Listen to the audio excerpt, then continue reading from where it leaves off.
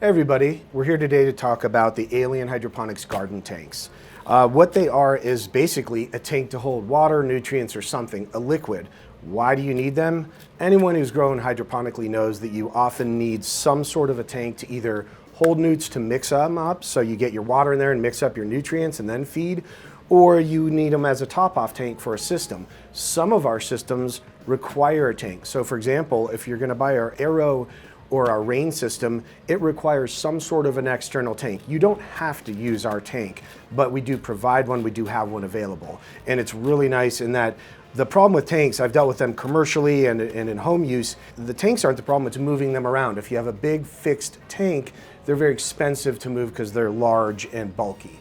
The nice thing about this is it's collapsible. Right in front of me here, you see I have all 4 tank sizes. We have tanks ranging from 30 gallons on our smallest tank up to 205 gallons. We also have a 70 gallon and a 145 gallon tank. So we have 4 tank sizes. Just to give you an idea, they're about 2.5 feet from the smallest tank up to about a little over 3 feet tall on the largest tank. So they're not really large when they're put together, but again, the great part is they're real small and easy to ship, and they are nice once you set them up. Of course, you can break them back down if you have to move them. Also makes them fun for something if you needed, let's say, a water reservoir while you go camping. You could theoretically take it there. Usable for anything, but let's talk about them for hydroponics.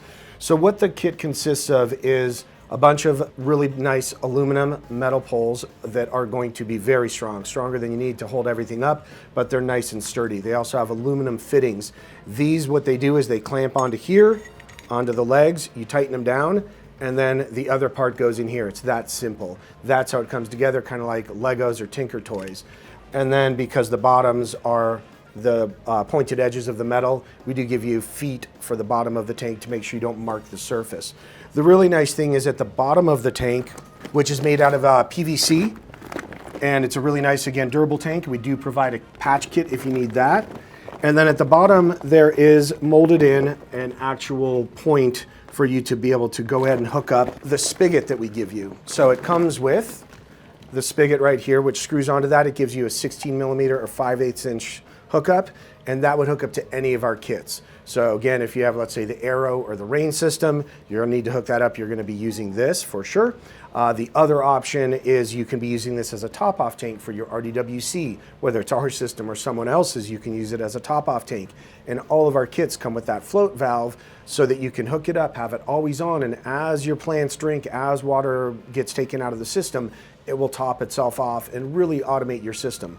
So, with a lot of the systems, you can top them off daily. Some growers like that. They like to go in there and mess with it every day and fill it. That's fine, and that's great. If you're more about a hands-off approach, you want to kind of set it up and automate it, that's where this system comes in, because you could have this sitting next to your system, fill it up with your newts, give yourself 4, 5, 6, 7 days plus to go ahead and let the newts go.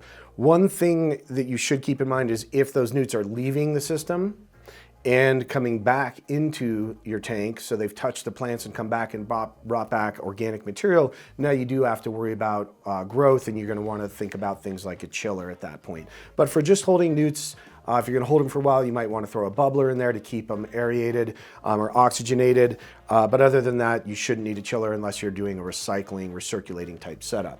But again, we have 4 different sizes to cover your needs.